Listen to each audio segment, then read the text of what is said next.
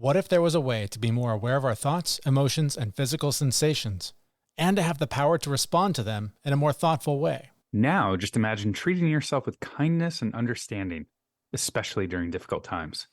In this episode, you'll learn how both are possible by developing better mindfulness and self-compassion practices, and why doing so can make a big difference not only for you, but for generations to come. But first, this is the Fit Mess, where together we learn to develop habits that help us live beyond our mental health struggles to create happier, healthier lives. He's Zach. He lives in the future with his anxiety. He's Jeremy, and he lives in the past with his depression. And we get together once a week in the present to share the obstacles we face and how we overcome them. So we literally just talked about self-compassion the other day. And clearly, we're not the only ones who think that it's kind of a big deal. And this person that we're talking to today is kind of an expert in it, and he's talking about it. So we're not crazy. We're not in left field, are we? It's very nice to not be alone in this endeavor to become more self-compassionate, to help other people find that. And one of the things we talked about on that last episode was how mindfulness and meditation is such a powerful way to build that muscle, to build up that self-compassion, to develop that gap between external forces and the way we react to them. And when it comes to meditation, this guy literally, his voice has been in my head for a year and a half. We're talking today to Ofosu Jones-Quartey. He's one of the voices of the Balance meditation app. And I know for me, the more that I stay on track and continue my meditation practice, the easier it is for me to not only have self-compassion, but compassion for others, right? Like when my kids are melting down, when the world seems out to get me, like all the stuff that life just throws at you. When you do take the time to meditate and make it part of your routine, all of that stuff, just that gap that I mentioned, it just gets bigger and bigger so that you have a larger perception of time to react appropriately to those external forces. See, I love that you get that gap where your initial reaction is different. My initial reaction never changed. Really? But I have that interrupt. As soon as my initial reaction hits, I stop it and then I change it. It's the same end result. Same end result, but in my head, when I see somebody do something stupid, my initial reaction is, what a dumb, and and then I stop. And I go, oh, you know what? Maybe something's happening. Maybe this is happening. Maybe that's happening. It just, that compassion for others, right? Mm-hmm. And the compassion for me, I still hear that voice. I still hear myself calling myself an asshole. And actually, it's not my voice, it's my father's. So I just want to point out, it doesn't always happen that way. It doesn't completely stop. Sometimes it's still there. Oh, yeah. You can catch it. No, you can stop it. If I ever get to a point where it completely stops, I mean, I don't know that level of enlightenment exists for most human beings. I think that is a level that I'll never experience. But like you said, having that ability to catch the narrative, and to me, that gap, it feels like eons, but I think it is, like you're saying, you'll hear that voice, that instinct, that reaction kicks in. And having the ability to pump the brakes and go, nope, we're going to do this differently. We're going to slow down. We're going to take a breath. We're going to change that voice. We're going to say something else. That gets easier the more that you sit in that silence or sit through a guided meditation to start reprogramming the way that your brain responds to all of these different situations. Quickly want to mention our sponsor, Athletic Greens. If you want to empty that overflowing cabinet full of vitamins and replace them with one great tasting drink, then order Athletic Greens now so you can not only give your body what it needs to thrive, but we'll give you a free year supply of immune-supporting vitamin D and 5 free travel packs with your first purchase. The link to try it out is in the show notes for this episode at thefitmess.com. So you and I have been talking about this for multiple episodes now, but I think we need to hear from somebody else who's a little bit more of an expert than we are. Fortunately, we have someone who fits the bill. His name is Ofosu Jones-Quartey. He's the author of Love Your Amazing Self. He's a meditation teacher and a hip-hop musician who goes by the name of Born I. I started the conversation by just geeking out about having a real conversation with him after more than a year of hearing his voice in my head. I'm excited to talk about the book, which we will do in just a minute, but I'm super excited because I listen to you basically every single day of my life. The Balance app has been a part of my life for a year and a half. That's amazing. Either you or Leah help me fall asleep every night. It's the last voice I hear at the end of every day. Wow. So if you don't mind, I just want to sort of ask you about the Balance app because it's just been a big part of my life. And so I want to tell people about it because I think it's one of those meditation apps that I don't think people know enough about. And so I want to make sure people are aware it exists and how it can help them. Wow, that is so awesome. I'm so happy to know that. Yeah, the Balance app, we've been around for 3 going on 4 years, Hmm. so relatively new. And I guess what the vision of Balance is to create meditations that are customized for whatever our users' individual goals are.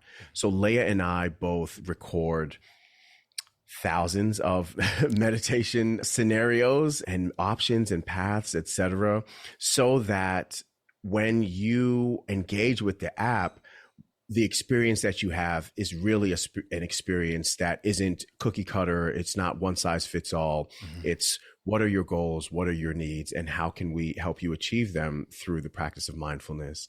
And for me, as a meditation teacher, somebody who's been teaching this for close to 20 years now, I thought that Balance was really special in that it understands that the journey of meditation, the journey of mindfulness is a very personal one. And to create something or to assume that people are going to all be able to fit into one format is short-sighted. So yeah, I really appreciate the vision and the mission of Balance, and being a part of it, and being a part of the app itself, the podcast, Well Balanced, all of that. Yeah. Yeah, I'm so happy. I'm like over the moon that you are enjoying the app and that it's showing up for you in a Yeah. positive way. Seriously, I mean, it replaced like 3 other meditation apps that I either had or tried. And I just love that every time you listen to one, it's a little different. It's a little customized, and there's different paths to go. It's amazing. So I'm so glad that we can sort of share that message and let people know it exists. Yeah, absolutely. Well, cool. You mentioned that this journey sort of started for you about 20 years ago. You've been teaching this. Yeah. So tell us a little bit about that origin story and how this became a big part of your life. Sure, sure. Well, I learned about mindfulness and meditation from my mom, and she was on her own self-care journey. I don't think it was really called that back in the 80s, but my family's from Ghana in West Africa. I'm a first generation American. I feel like if I'm putting myself in my mom's shoes, she's a new mom in a new country. She's looking for some kind of avenue for peace of mind. And she and I are very close. So as she was on her self-care, self-love journey, she took me along for the ride. And that's where I kind of was introduced to mindfulness, meditation, yoga, Buddhism, etc., through my mom. Fast forward several years later, when I was in college, my then girlfriend, now wife, by the time we got to my senior year, we were with child, my first child, my daughter, Sundara. And for some reason, the memories of my mom bringing me to meditation centers or temples, they all started to flood back. And I felt that perhaps this path is something that I should take up again in the process of becoming a new parent at such a young age. And then, but also it was more like perhaps this kid is going to need a dad who meditates, So I'm not 100% sure where it all came from, but I really did throw myself into my meditation practice. Interestingly enough, my wife's mom, my mother-in-law, was also a mindfulness and meditation teacher. And so I got a good foundation in the practice from her as well, and in my own personal study. So it became something that I was very passionate about. But at the same time, in the practice of it, I recognized how much anxiety and negative self-talk and how unpleasant my inner terrain had become almost imperceptibly. And so I struggled in my practice for a long time, but and those struggles really led me down the avenue of creating a book like this, etc. Just to encourage people to practice self-love and self-compassion from an earlier age, because it can get tough as we get older. But we hadn't gotten to the book yet. That's kind of like, that's sort of the meditation origin story. Yeah. And I fell into teaching again just by happenstance. I met a fellow meditation practitioner on the bus one day. He happened to be the teacher of a family meditation program through the Insight Meditation community of Washington. It was something that I wanted to share with my family. So we would go to those monthly Sundays. And one day he was like, would you mind being a guest teacher in the class? And the rest is kind of history from there. Mm-hmm. Yeah. I never had any ambition to be a teacher or an educator. It just kind of happened. And, but it's been happening for 2 decades now. So it's funny. It's funny how purpose tends to show up in our life, whether we like it or not, and it invites us along, right? For sure. I want to talk about the book, Love Your Amazing Self. It sort of ties into what you were just talking about there, the first question I had about it. I loved in the beginning how you shared that you had a solid upbringing, supportive family, taught you about the importance of kindness and loving others, but still found a hole, found something that you needed to work on in terms of that self-love. Can you talk a little bit about that struggle? Yeah, absolutely. As it happens in life, as we grow, our lives become more dynamic, and the conflicts that we have with others and with ourselves become more detailed. And my situation was no different. I'm very fortunate to have grown up, 2-parent household and loving parents. But one thing that wasn't emphasized in my upbringing, by no fault of anybody, but I just don't think it was in the cultural lexicon at the time, was it's very important to take care of your own heart. It's very important to pour love into yourself, because life is going to show up with massive challenges. And when it does, you've got to have some inner strength, but also some gentleness. You have to have a soft place to land within yourself. It's not just pulling yourself up by your bootstraps or grit or toughness, but it's also kindness and love and compassion for yourself. And whether it was teachers, parents, uncles, aunts, that just wasn't messaging that I was getting. So I had some pretty difficult things happen in my life in my young adolescence, and it really threw me for a loop. And I experienced quite a long spell of anxiety and depression and all the dark avenues that those two conditions can take you down. Without the support of my family, of my wife in particular, being like a constant mirror to myself, like, hey, you're more okay than you think, I don't know if I would be sitting here. And even with all of that support that like got me here by like a thread, it was still pretty dicey. And I feel like if I had the presence of mind to be there for myself much earlier on, I would have had an easier go of it. And what I've come to realize in my teaching, in my life, is that self-love, self-compassion, self-acceptance, these are the fundamental foundations of what it means to have a happy life.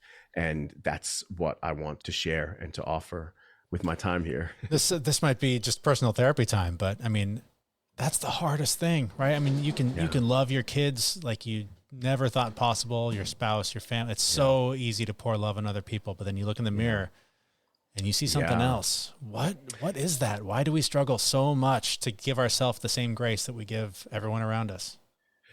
Yeah, it's this really unpleasant distortion of our own experience that Tara Brach calls the trance of unworthiness, and we get lost in that trance. And I think that there are a few sort of intersecting reasons for that.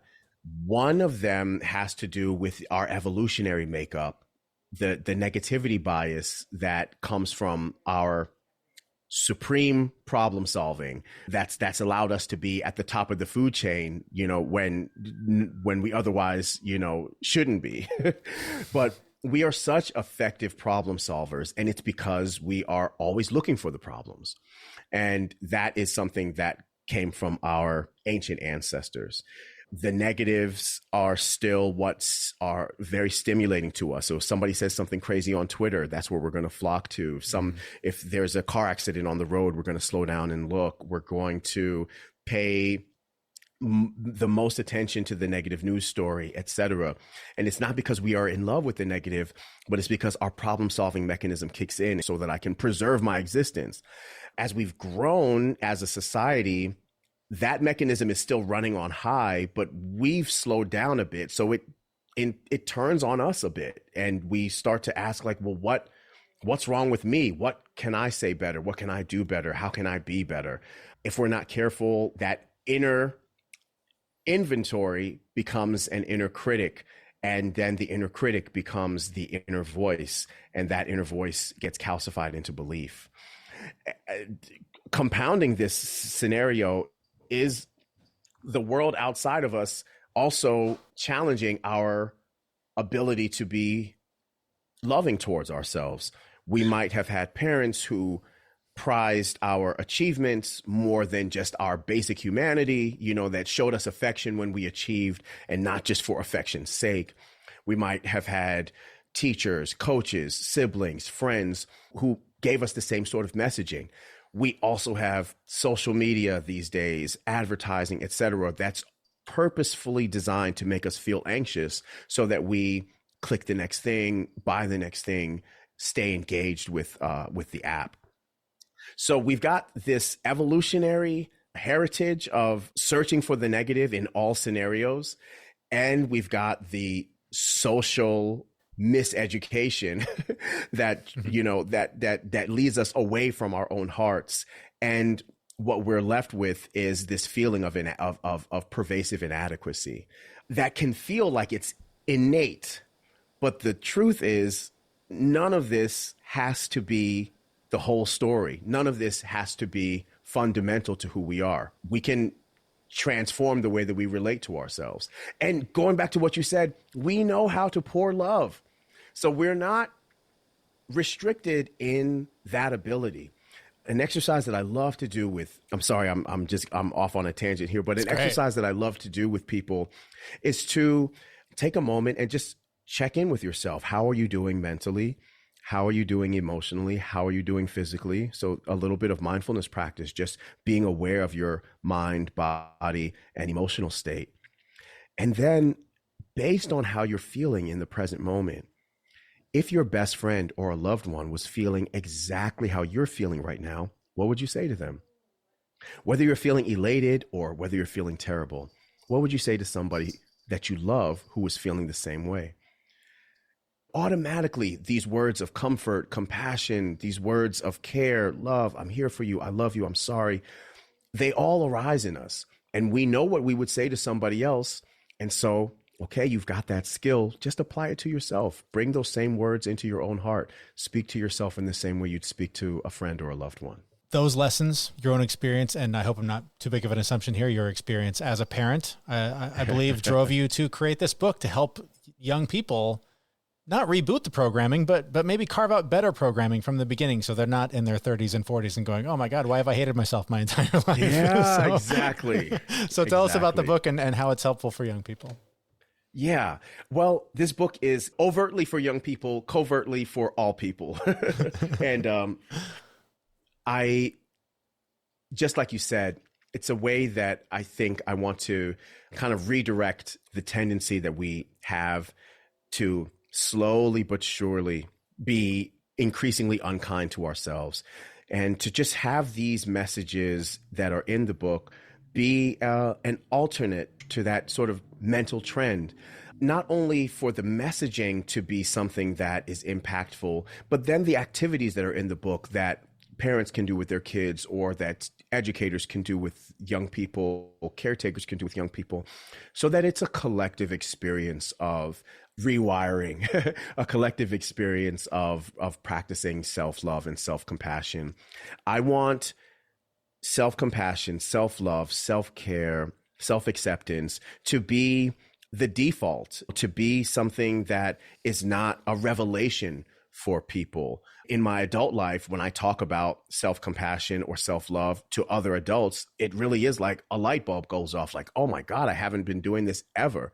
So if we can make this the default way that kids relate to themselves, even if it doesn't look like it's showing up for them immediately, because having the long view as a parent of a 6-year-old and a 20-year-old and 2 points in between 9 and 17-year-olds, I've seen my 20-year-old go through all those stages, go through the pain of adolescence, come out as a young adult, and have a lot of these lessons that her mom and I tried to impart show up for her, when we were sure that they weren't showing up for her, when we were like, well, I guess, we tried our best. And then all of a sudden, one day, she's going on retreats on her own, practicing meditation on her own.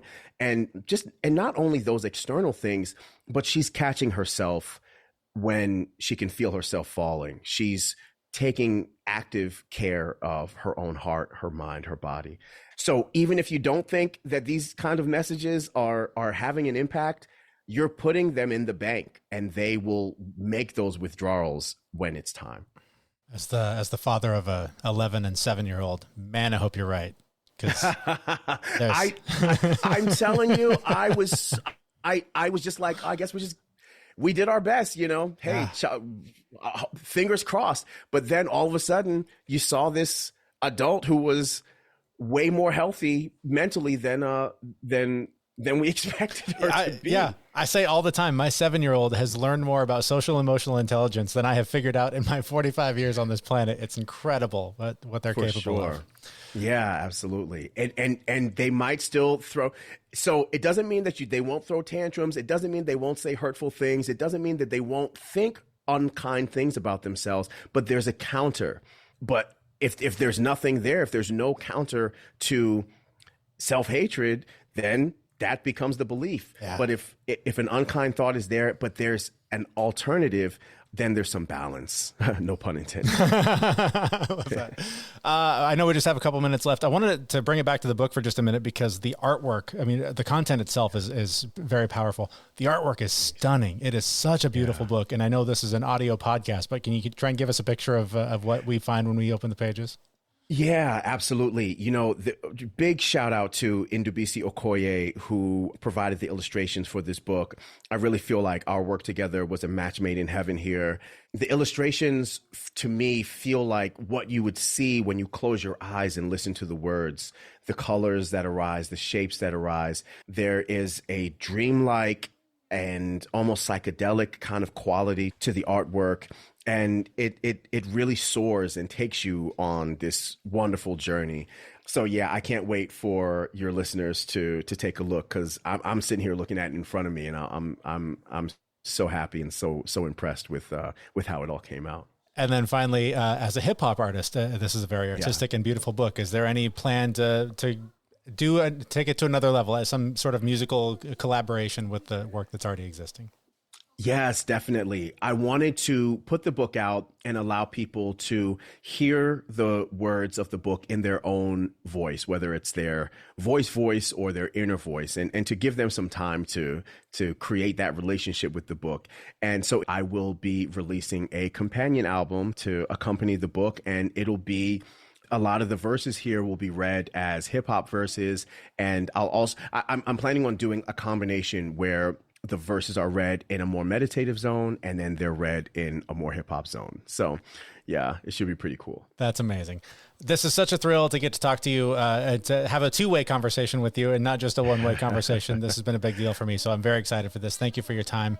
Where can we learn more about you, the app, the book, and all of the things that you have going on? For sure. Thank you so much for having me. It's been a wonderful conversation. And you can find out more about me via my website. Just go to bornimusic.com. That's BORN, the letter I, music.com. On social media, you can find me at BornIMusic pretty much across the board. That's at BORN, the letter I, music. The book, Love Your Amazing Self, is available everywhere books are sold. I always want to encourage people to support their local bookstore. But if you don't have a local bookstore, Amazon, Walmart, Target, Barnes and Noble, etc., they're all carrying the book online and in person. So very happy about that. I'm also on the Balance Meditation app. So you can go to the App Store, look up Balance, and you can catch Leah and I talking about all things meditation and wellness on the Well Balanced podcast. So a bunch of different ways to catch up. And we'll have all those links on the show notes for this episode. Any final thoughts you want to leave our audience with?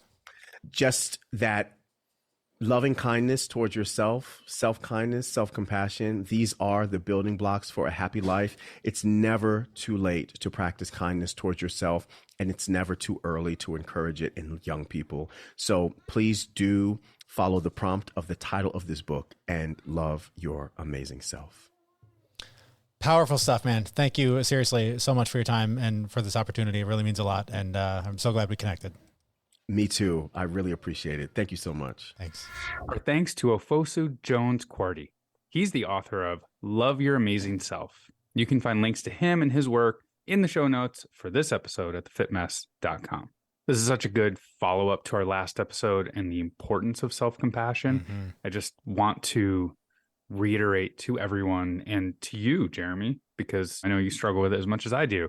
Being compassionate to yourself, like, it really, really is important. This isn't something you sweep under the rug. This is something you actually need to pay attention to. And I think it's so valuable to practice it on yourself, because if you can be compassionate with yourself, it just makes it so much easier to be even more compassionate with others. I think by default, it's easier for all of us to be compassionate towards others, our kids, the people that do us wrong for whatever reason. We can make that space, but we just beat the shit out of ourselves all day long in many cases. And so I think if we can find that space to forgive ourselves, to give ourselves a little bit of grace, it just amplifies what we're able to do for others in the real world. And one of the things that I loved about that interview and about Ofosu's experience is that he's a meditation teacher. Like, he's the voice of an app that is helping people learn how to do this. He had a great upbringing. Family loved him, taught him all about compassion and loving others.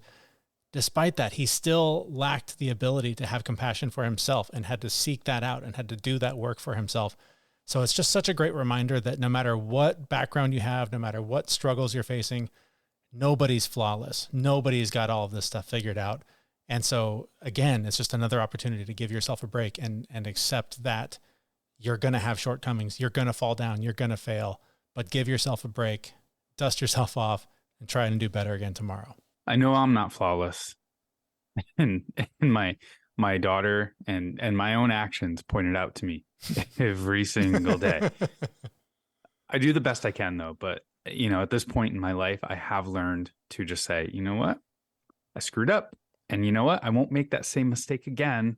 But I'm pretty easy on myself now, because I've said this 100 times on our show, on other shows. When I think about talking negatively to myself, I ask myself, would I talk that way to my daughter? Mm-hmm. Would I talk that way to somebody I love? And the answer is always no. Like, I would never call somebody a fucking moron to their face. Well, maybe a couple of people. Not out loud anyway. Maybe a couple of people. But generally speaking, I wouldn't do it to somebody I love. And I shouldn't be doing it to myself. So if it's something that I wouldn't say to somebody I love, I shouldn't say it to myself. And then I reframe it. What would I say to that person if they did the exact same thing that I did that I'm beating myself up over? Yeah. And then I'm going to say that to myself. And speaking of daughters, this is work that I'm doing. And just talking about that, using myself as training ground. I'm in particular trying to do the work on myself so that I can turn that around and be a better dad for my kids. Try and teach them the same lesson, to give yourself a break, to have compassion for yourself, to accept that you're going to have flaws and things are going to go wrong, and just to be okay and move forward. Because I just know that had I learned this earlier, had I learned this before my 30s and, really understanding it deeply in my 40s, my life would have been so much less full of struggle and pain and hardship. And so if my kids at now 7, 11 years old are hearing this and seeing this from me, it's just going to make it that much easier for them and the future generations to be kind to themselves and not give that angry, powerful voice so much space in their heads. Yeah. And one other point that you just said is that person you used to be, right? Mm-hmm. So I am very compassionate with my current self, with who I am today when I'm making mistakes. I didn't always have that compassion for prior me. So 10, 15, 20 years ago me, I would talk really negatively about that guy, but talk really positively about the current me. So just a word of warning, like, that's still negative self-talk. Yeah. That's still not being compassionate with yourself. So be compassionate with who you are today and who you were as a child when you were developing all these patterns and all this stuff and all that crap was going on. Like, you as a whole person, be compassionate with every point in your life. I think that makes a big difference for me. And I think that it will pay dividends in the future when you have changed the narrative of how you talked to that younger version of yourself to how you're talking to yourself now. I think that just propels forward into better self-talk, later in the future. All right, well, we'll take an even closer look at mindfulness and self-compassion in our next newsletter that's coming out soon. We'd love to share it with you. It also offers exclusive deals on things we use to make our own lives a little happier and healthier. You can get it by signing up now at thefitmess.com, and that's where we will be back in just a few days with a brand new episode. Thank you so much for listening. See everyone.